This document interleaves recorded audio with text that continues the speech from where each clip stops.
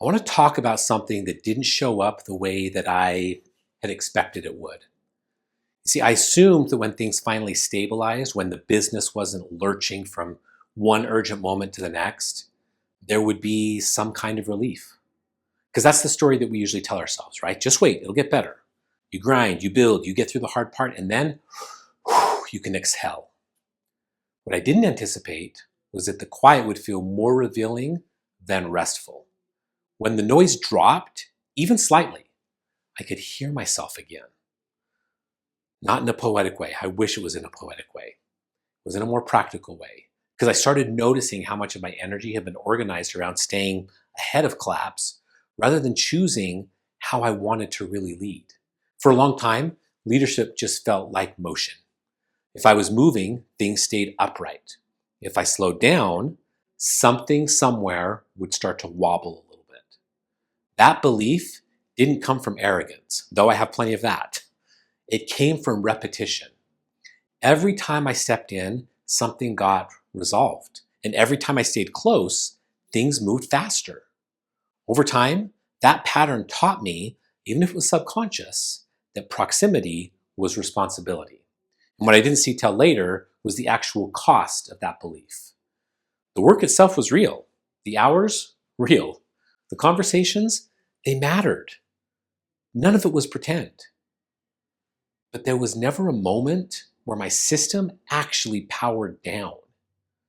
At night, my body would slow, but my mind, it just kept racing. And I would replay conversations. I would think through what I should have said differently, and I would anticipate what might come up next, and then I would adjust plans that hadn't even been tested yet. That carried into my weekends. Sundays, oh man, especially Sundays. They held a particular weight. Not because I resented the work, but because Sundays, they were honest. Because they quietly previewed the week that laid ahead of me. I could feel the pressure before it arrived, and instead of resting, I'd start to brace for it early. At the time, I thought that it meant that I cared. But looking back, I can see that it meant that the system required way too much of me to be able to function. When things started to stabilize structurally, I expected my workload to shrink. That's not what happened at first. What did happen instead was that the design flaws became impossible to ignore. When I started teaching someone else how the work actually functioned, I was forced to slow down in ways that I had never been able to before. Not because the people I was teaching was incapable, but because I had never needed to articulate what lived inside my own head.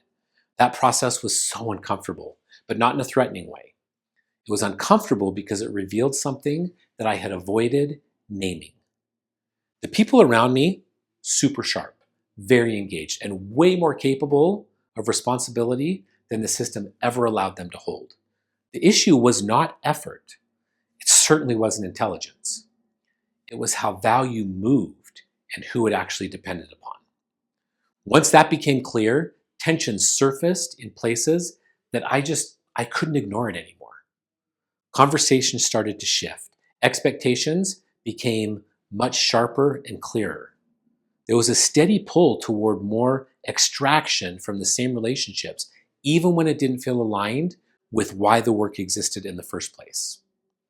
I didn't respond with a dramatic stance. I didn't stand up and make a case. I just stopped agreeing in places where my values and the direction no longer matched.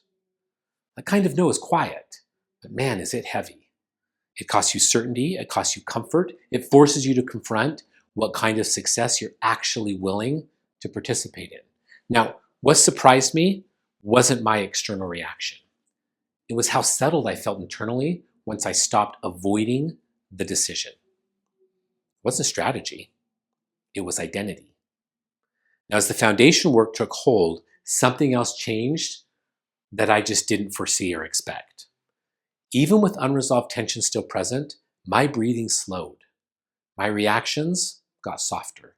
And I was still working hard, but the work no longer felt like it was consuming me from the inside out.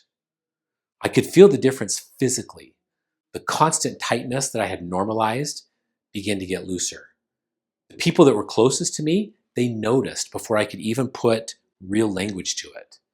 And there was a return of hope. but that hope didn't feel inflated or imaginary.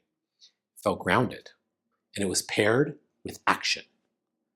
The future didn't suddenly look easy, but it stopped looking bleak or fuzzy. That's what happens when the ground holds. I saw the same shift in leaders who had been carrying everything themselves, not because they wanted control, but because the system had trained them to believe that leadership meant constant involvement. Once the structure moved out of their heads and into the business, the shift wasn't dramatic and it wasn't loud. It was quieter.